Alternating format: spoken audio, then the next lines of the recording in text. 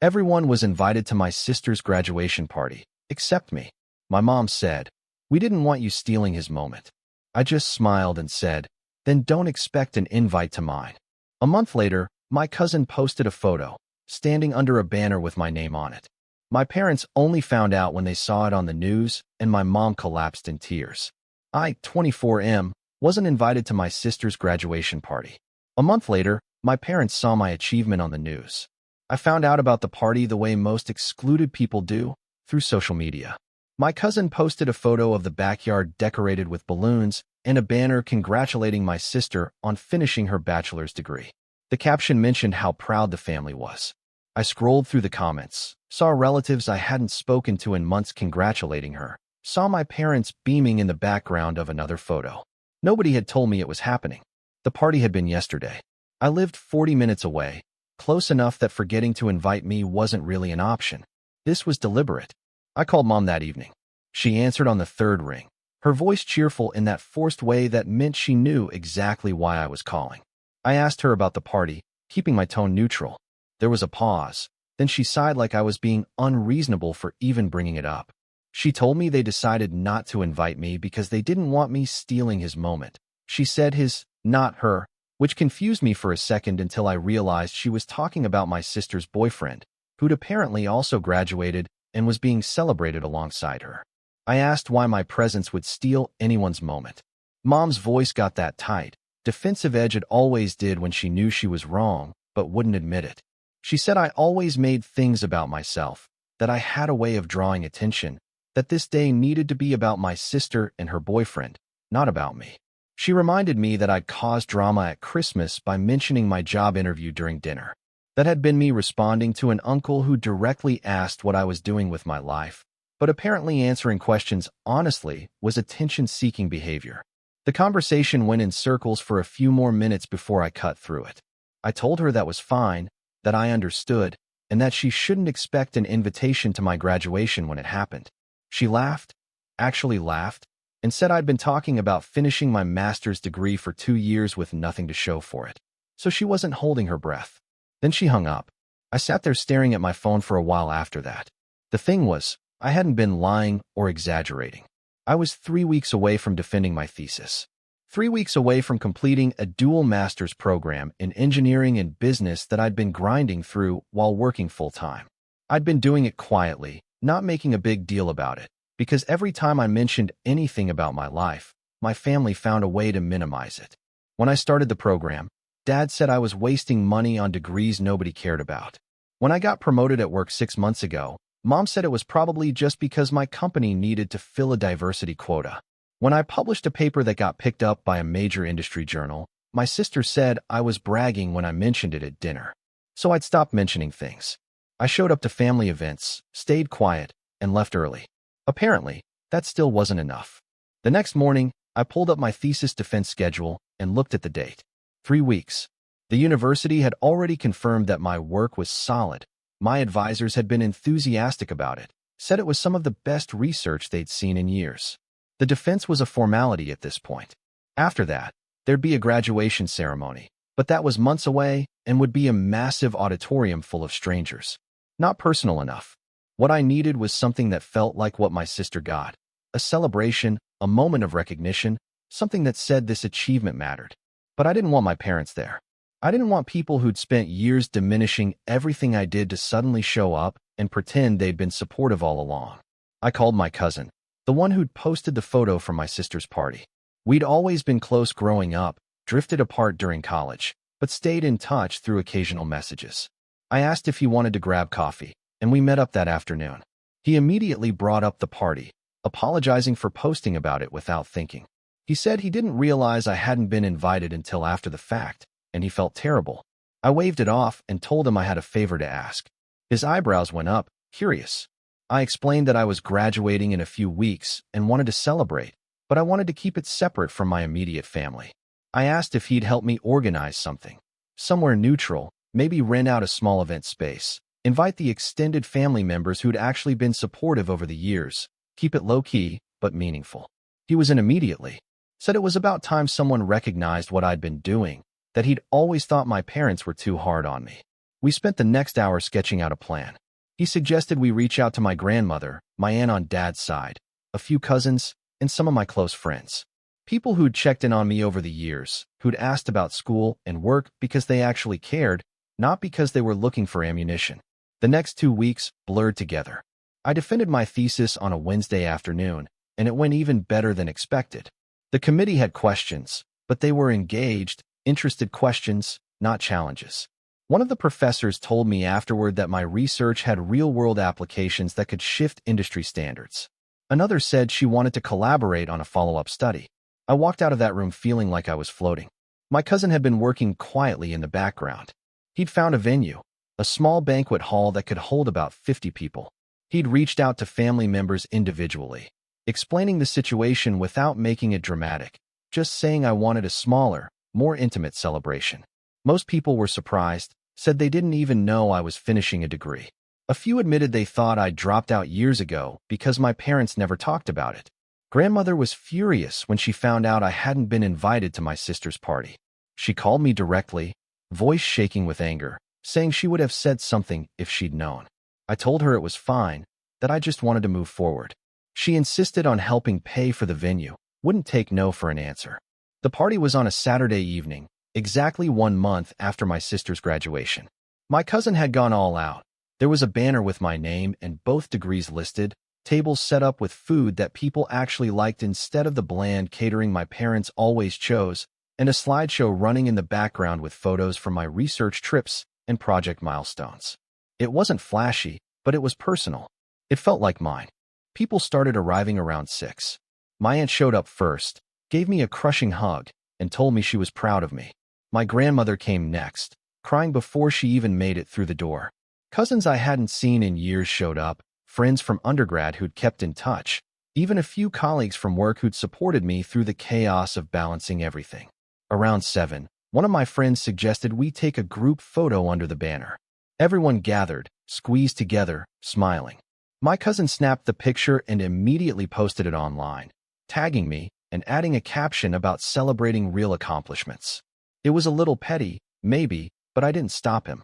The night went on. People gave speeches, short, genuine ones about watching me push through challenges, about late-night study sessions, about how I never gave up even when things got difficult. My thesis advisor showed up as a surprise, said a few words about the quality of my work, how it would be published in multiple journals. Someone popped champagne. For the first time in years, I felt like I was allowed to be proud of myself without someone immediately cutting me down. I didn't think about my parents once that night. Didn't wonder if they'd see the posts, didn't care if they found out. This wasn't about them. Sunday morning, my phone started buzzing before I was fully awake. Text messages, missed calls, voicemails piling up. I ignored them for a while, still exhausted from the night before, but eventually checked. Most were from my parents. Mom's messages were frantic. She asked where I was, why I hadn't told them about graduating, why they had to find out from a news article. That caught my attention. I opened my laptop and searched my name. There it was, a local news piece about emerging research in my field, featuring a photo from my thesis defense and mentioning my recent graduation. The article had been published that morning, probably picked up because one of my professors had connections with the journalist. Dad's voicemails were worse. His voice was strained, angry, demanding to know why I'd excluded them, saying they had a right to be there. One message was just him yelling that I was selfish and ungrateful, that they'd sacrificed everything for me, that I owed them this moment. Mom called again while I was listening to the voicemails. I answered. She was crying, barely coherent, saying she'd collapsed when she saw the article, that Dad had to take her to the emergency room because she thought she was having a heart attack. It turned out to be a panic attack. She asked how I could do this to her, how I could let her find out this way. I let her finish, then asked if she remembered our conversation a month ago. There was silence. I reminded her what she'd said about not wanting me to steal anyone's moment, about how she laughed when I mentioned my graduation. I told her I took her advice. I made sure I didn't steal anyone's moment by keeping her out of mine entirely. She started crying harder, saying she didn't mean it like that she'd been stressed, that I was taking it too personally. I asked her if she'd been too stressed to invite me to my sister's party, if stress was why nobody told me it was happening. She didn't have an answer for that. Dad grabbed the phone. He called me disrespectful, said I was tearing the family apart over nothing, that I needed to apologize and stop being dramatic. I told him I wasn't being dramatic. I was being consistent. They made it clear my achievements didn't matter to them, so I celebrated with people who actually cared. He started yelling again, and I hung up. Update 1. The calls didn't stop. Over the next few days, I got messages from my sister, from relatives I barely knew, from family friends who'd somehow gotten dragged into this. My sister's message was the worst. She said I'd ruined her graduation by making everything about me after the fact, that people were now comparing our achievements, and it was making her look bad. She called me vindictive and selfish. I didn't respond to most of them. The few I did respond to, I kept it simple. I celebrated my graduation with people who supported me, same as anyone else would. If that was a problem, they needed to examine why. My grandmother called and told me my parents were a mess, that mom hadn't stopped crying, that they were talking about skipping Thanksgiving because they couldn't face the extended family. She didn't say I should apologize, though. She just sighed and said maybe this was long overdue, that my parents had always played favorites and it was bound to blow up eventually. Work became an unexpected refuge. My boss had seen the news article and congratulated me publicly in a team meeting, mentioned the research and how it reflected well on the company. A few colleagues asked why I'd never mentioned I was working on a master's degree, let alone 2. I told them I didn't like making a big deal about things. One of them laughed and said I should start, that hiding accomplishments didn't make them less real. The attention from the article kept growing. I got emails from industry contacts, LinkedIn messages from people wanting to collaborate, even an inquiry from a company about a consulting opportunity. My research was getting recognized in ways I hadn't anticipated, and every new message felt like validation that I'd made the right choice, keeping my family out of it. Update 2. 2 weeks after the party, my parents showed up at my apartment unannounced. I saw them through the peephole, hesitated, then opened the door. They looked exhausted. Mom's eyes were red and puffy. Dad's face was drawn and gray. They asked if they could come in. I let them, mostly because I didn't want my neighbors overhearing whatever this was about to become. We sat in my living room, the silence stretching uncomfortably. Finally, Dad spoke. He said they'd been doing a lot of thinking, that they realized they'd made mistakes. Mom nodded along, twisting a tissue in her hands. He said they hadn't understood how serious I was about school, that they thought I was just doing it casually, that they didn't realize how much work I'd been putting in. I asked how they could not realize. I'd been in the program for 2 years, had mentioned it countless times, had talked about projects and deadlines and research. Dad said I never seemed stressed about it, so they assumed it wasn't that important. Mom added that I always made things look easy, so they didn't think I needed support. That hit me wrong. I told them I made things look easy because every time I struggled or asked for help, they minimized it. I reminded them of specific instances, when I was stressed about a project and Dad told me to just quit if it was too hard, when I mentioned being exhausted and Mom said I was being dramatic, when I asked them to read a draft of my thesis and they said they didn't have time. They'd trained me not to ask for help, not to show weakness, because the response was always dismissive. Mom started crying again. She said she didn't remember it that way, that she'd always tried to be supportive. I didn't argue. Memory is selective, and I wasn't interested in debating the past. I asked them what they wanted from this conversation. Dad said they wanted to fix things, that they wanted to be part of my life. I asked if they'd wanted that before the news article, before extended family started asking questions, before they realized how bad this made them look. He didn't answer. I told them I needed time, that I appreciated them coming over, but one conversation didn't undo years of feeling invisible in my own family. Mom asked how long I needed, like there was a specific timeline for forgiveness. I said I didn't know, and that I'd reach out when I was ready. They left shortly after, and I watched from my window as they sat in their car for 10 minutes before driving away. Update 3. Thanksgiving came and went. My parents hosted, and I didn't go. My sister sent me a passive-aggressive text about how I was making holidays awkward for everyone. I didn't respond.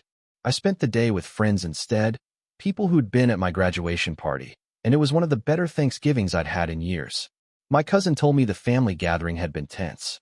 My parents barely spoke. My sister kept making comments about favoritism and how some people only cared about academic achievements, and several relatives apparently got into an argument about how I'd been treated over the years. Grandmother shut it down by saying if people had problems with how things went, They should have spoken up years ago instead of enabling bad behavior. I felt guilty about that for about an hour, then realized I wasn't responsible for my family's dysfunction. I hadn't created the problem. I'd just stopped pretending it didn't exist. By December, things started settling into a new normal. My parents and I exchanged occasional texts, surface-level stuff about weather and work. My sister and I didn't talk at all. Extended family reached out more often, checking in genuinely instead of out of obligation. The research for my thesis was getting traction, and I'd accepted the consulting offer, which came with a significant pay increase. I ran into Mom at a grocery store a few weeks before Christmas. She looked smaller somehow, tired. We made awkward small talk in the produce section. She asked if I was coming to Christmas dinner, and I said I wasn't sure yet. She nodded, said she understood, then asked if I was happy. It was such an unexpected question that I didn't have a prepared answer.